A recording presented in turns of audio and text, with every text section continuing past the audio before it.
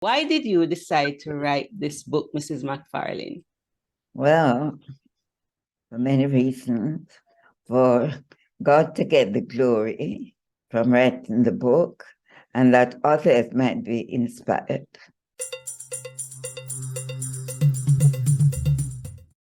Book publishing has many paths, and just figuring out where to go at each stage can be confusing. But with insights and guidance from author experts just like us, you can tackle the writing process competently and be assured that the goal of being a published author is within reach. Welcome to the Caribbean Authorpreneur Summit, the place for Caribbean authors to shine. With each staging of our summit, leading Caribbean author experts at home and in the diaspora share their stories and strategies to win with books beyond book sales. In the process, aspiring and published authors are inspired and lives are transformed. The Caribbean Authorpreneur Summit will ensure that fewer books die in the minds of their authors, more manuscripts become published legacies, and precious lives are transformed with the turn of each page. In 2023, get ready to leverage, market, and build a lasting legacy with your books and win with books beyond book sales. See you there. Greetings, entrepreneurs. Welcome to another episode of the Authorpreneur Secrets podcast. We are still in summit preparation mode, and today I have with me two special guests, and they'll be featured on the Caribbean Authorpreneur Summit in January 2023. I have with me Mrs. Faith Thomas and her mom, Mrs. Cyriline McFarlane. Mrs. Cyriline McFarlane published her first book at the wonderful age of 90. And so if you've been thinking about publishing a book and you're thinking it is too late, it is not too late. Mrs. McFarlane has been a Christian for almost 80 years, having accepted Jesus Christ as her personal savior at 12 years old. And this is significant because the title of her book is Walking in the Valley with Jesus. She worked in government service for 30 years. During this time, she pursued a diploma in public administration at the University of the West Indies. Her strong business acumen led her to become a successful poultry farmer for over 25 years. Mrs. McFarlane loves God and people passionately. She is a widow and she has 3 children, 5 grandchildren, and 2 great-grandchildren. With her is her daughter, Mrs. Faith Thomas, who is a licensed counseling psychologist and the co-founder of Choose Life International. Both of these women are best-selling authors, and Mrs. Thomas was instrumental in seeing this project become a reality. So without further ado, let's welcome Mrs. McFarlane and her daughter, Faith Thomas, to the show. Welcome to the show. Thank you so Very much. All right. So I am so honored. You know, over the years, I have read about persons who've written in their later years. And so writing is one of those careers or one of those paths that does not necessarily have an expiration date. And you are a model of that.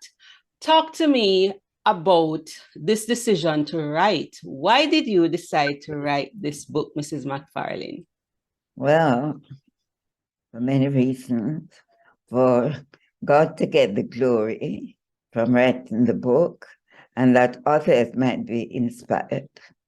I love that. For God to get the glory and that others would be inspired. How did you come up with the title, Walking in the Valley with Jesus? Well, because of some experiences I had, I thought it was best to say that because it was by his help why I was able to walk in the valley. So can you tell us some of those valley experiences in which Jesus helped you as you went through them? One of them, very outstanding, is the an accident, which I had, a motor vehicle accident. It was very grave, but because of the help of the Lord, He had a purpose for it. Because I discovered eventually that I had a problem which only He could help me to solve. The opening line of the book, you talked about, I was born one Sunday morning, and you talked about that it was a deep valley. Can you take us a little bit back to your childhood and your birth? Well, my mother was not married, and in those days it was considered very inappropriate. In this valley, my mother told me how she read the Bible, and I thought it was very good for that to happen. She also said that I was disowned, but through it all, the Lord helped, and eventually He said I was His child. That's her father. Right. So part of the valley experience for you started early because you were born out of wedlock. And at that time in Jamaica, that was looked down upon. And so that's when those experiences began. But after a while, you said your father had disowned you, and then he later came to accept you. So those are some of the early valley experiences. In reading your book, I was delighted that it was not just about your life story, but in reading the book, I got to understand what Jamaica looked like and the culture at the time. And I want to commend you, because one of the things in reading a book, you want to learn more about the society, and you did that very well.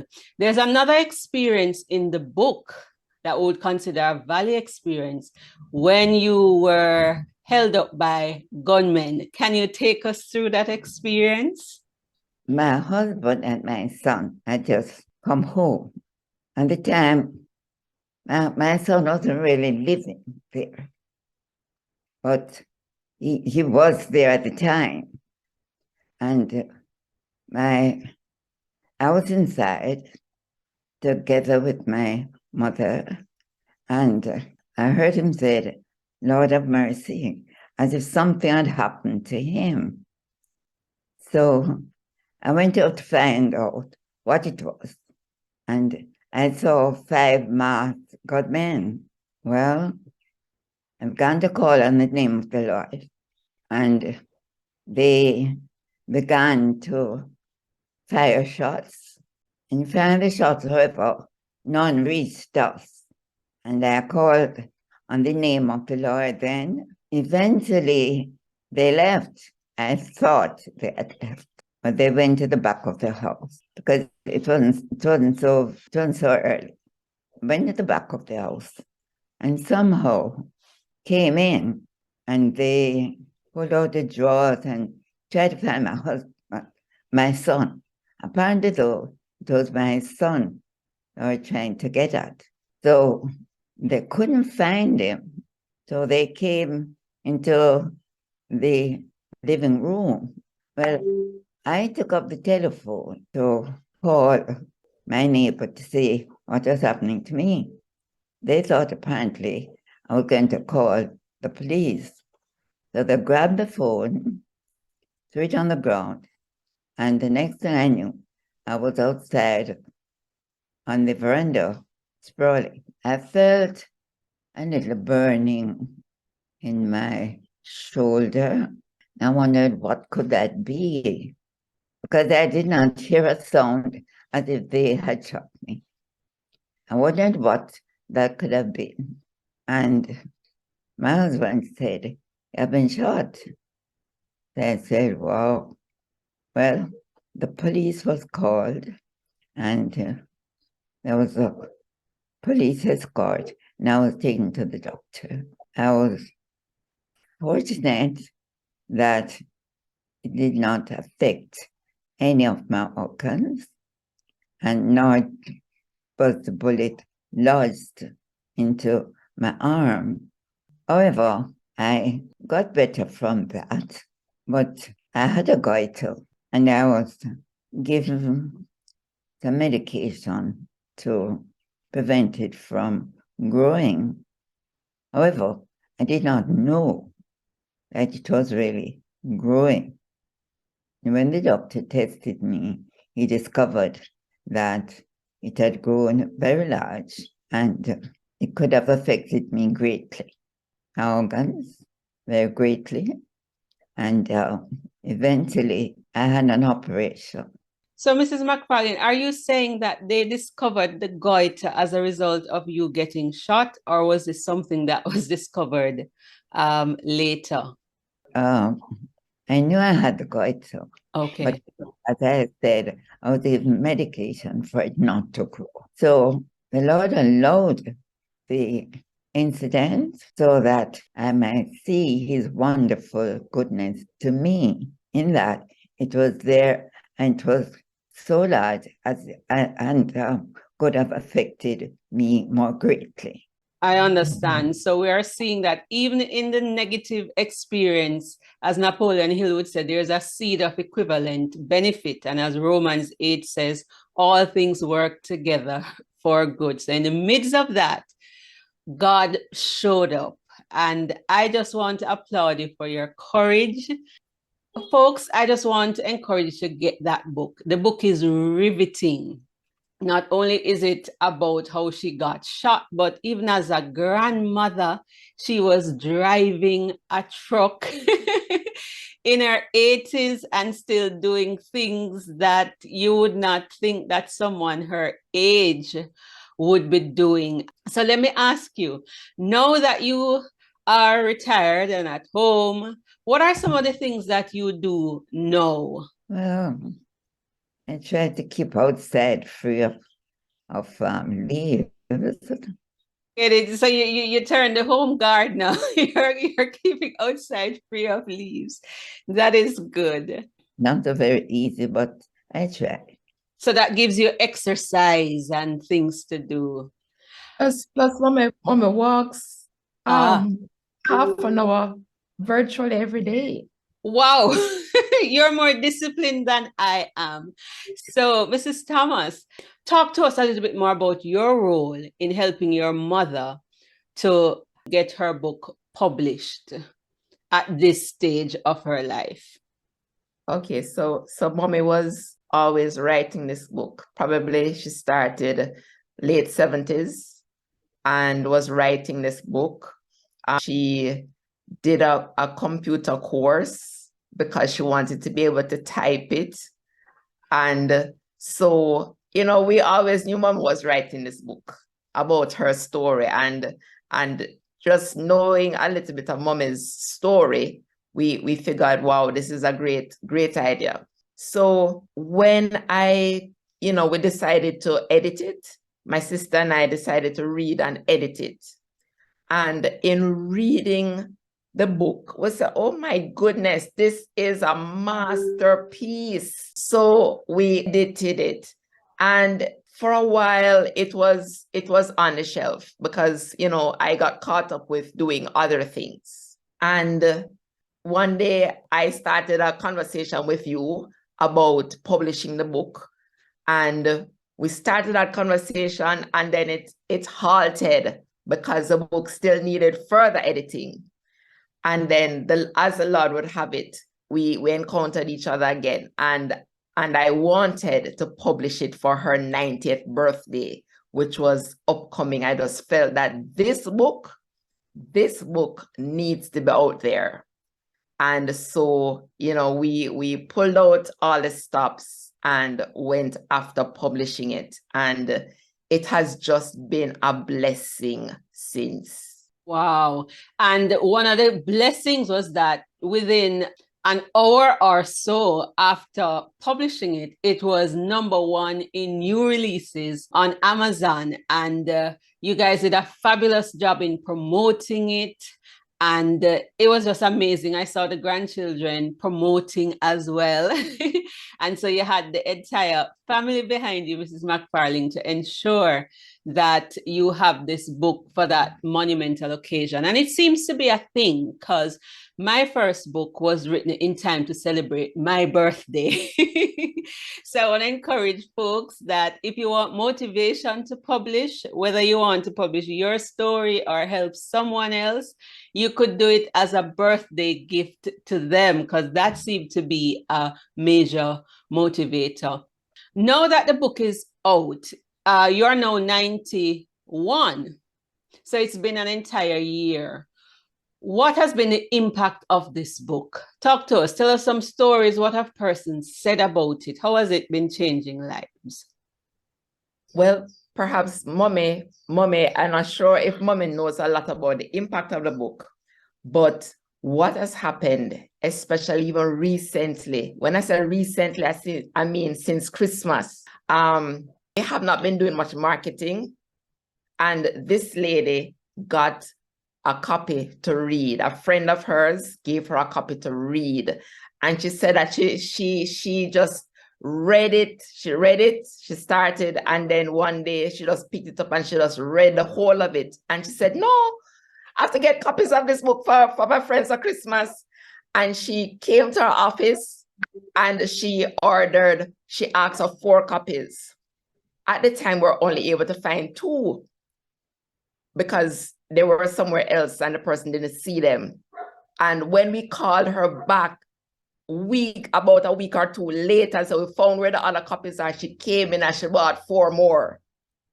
And she told our friends overseas, she says, you have to get a copy of this book because it really shows what God can do when you open up your life to him.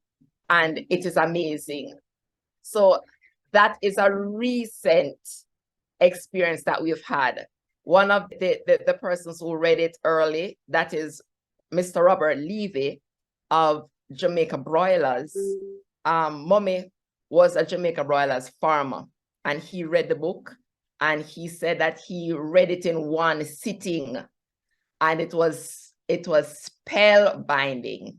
It's an awesome book.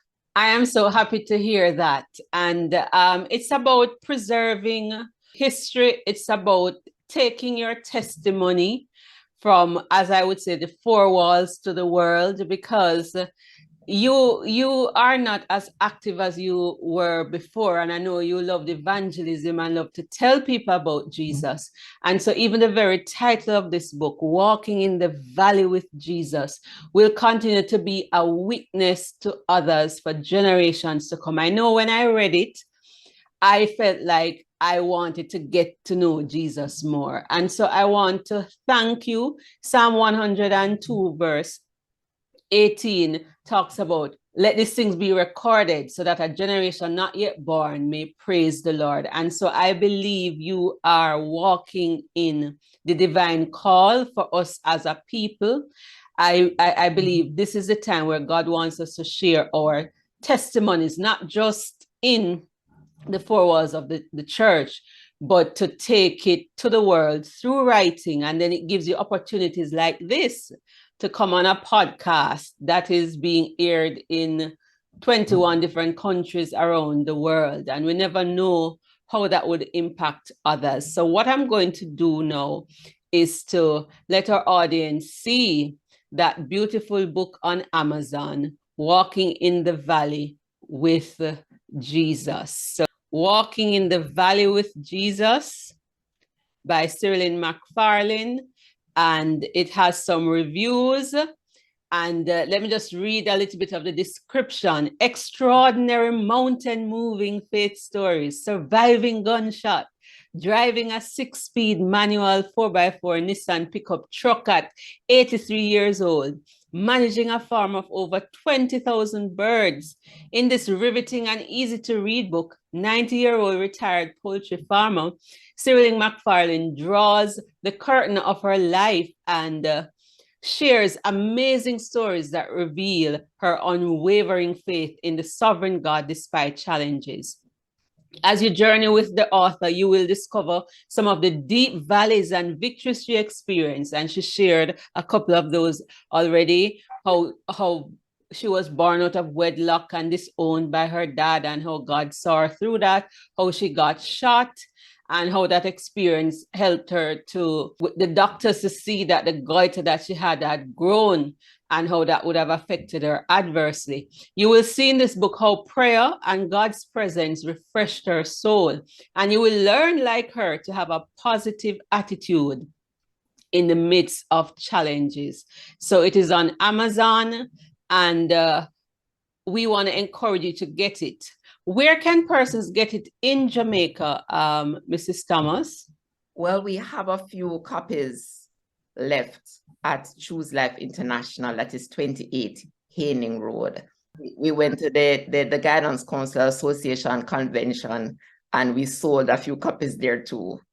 And once you place your orders, we'll be able to get more copies so that the story can keep going. I want to encourage you to do like what that lady did. Don't just read the book, share it with your friends. And we want to invite you to come back on Saturday, the 21st of January, God willing, 2023, to hear again from Mrs. Thomas and her mom. So today was mostly about Mrs. McFarlane and Mrs. Thomas playing supporting cast. At another occasion, we will interview her about her own author journey. But just to say, she has a book that is excellent. It's about Geared to Live, 12 Keys to Happiness.